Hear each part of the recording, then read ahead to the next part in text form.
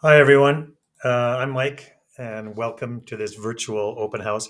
Unfortunately, I won't be able to be at open house this week, so I've put together this little video for you to give you an idea of who I am and generally kind of what we do in the class.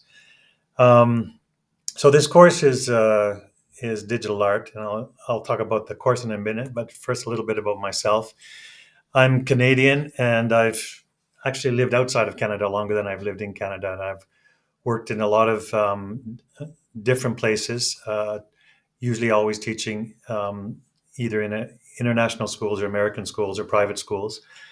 I was actually a PE teacher for many years, but always had art kind of as a central focus of my life, and then slowly transitioned to becoming an art teacher. I did a combination of PE and art for a while, as well as French, all together at the same time.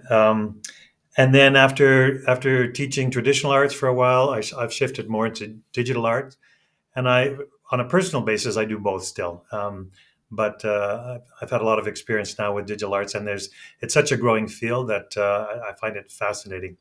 This QR code here has a link to my Instagram with it's all my artwork in terms of digital and analog stuff, so you can kind of get an idea of my background with that if you're interested. And in terms of the class itself, I think it's a fascinating class. It gives the kids a real sort of general overview of all the different branches of digital arts that are going on, which are continually changing and morphing and upgrading as we go. Actually, last year in this course, I introduced a section of artificial intelligence, and every week there was something new that was coming out that the kids were on top of and seeing how the developments were happening. And even now, what has happened over the summer compared to when we left school in June is incredible. So it gives the kids a chance to kind of get an exposure to lots of these different aspects of this field in general. And the way the course works is we work on a modular system. I'm spending the first part of the year getting them kind of their basic skills in a few software programs, basically a 3D program called Maya and uh, photo manipulation program Photoshop that you're probably familiar with, as well as a editing compositing program After Effects. They're free to use any programs that they want throughout the course, but I want to give them all at least a solid base in those three because they'll cover a lot of the aspects that we work on. So there's a small list there you can see in the middle of the kind of areas that we touch on, and there's actually a lot more. And so the way the modular system works, and also in terms of how to be able to do some kind of standardized assessment of their learning, is that they're always focused on our five visual arts standards as they're working through a module. So those are the creative process, which involves planning, organizing, and problem solving. There's critiquing, which is looking at how things are working, if they think they've had successes, and what were challenges, and what are things that they would maybe be doing a little bit differently. Context really refers to any way that they can be learning or kind of improving their skills from outside of the kind of classroom setting in terms of forums or tutorials or online discussions that can help them with their learning. And then obviously the skills and techniques that they're learning and the basic elements and principles, both of art but also of design or video, depending on what the area is that they're working on. And again, it's project based, and so generally, what we do is we have an area, a section of time at the beginning of a unit where the basic skills are gone over, and I give some general instructions to the group.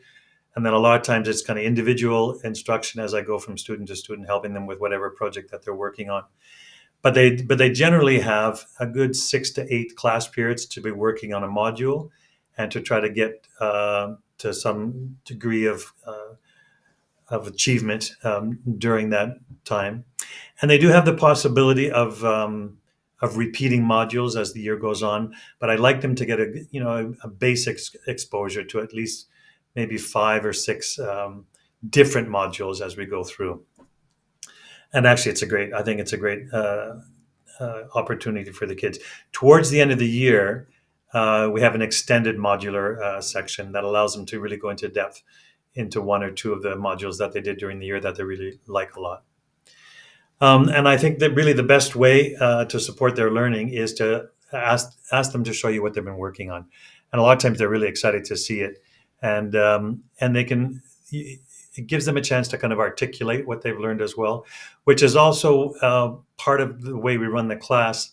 At the end of each module, the students present their work to the rest of the class. They stand up in front of the class and they show the visuals of what they've done, but they also talk about their learning that they've achieved through those 5 visual art standards.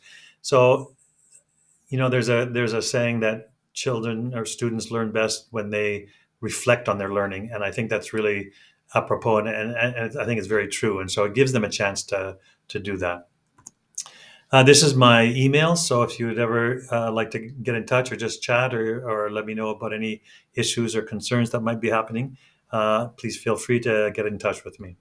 Again, my apologies for not being able to be there tomorrow night, but this saves you from running to the art building as you're going through your student schedule.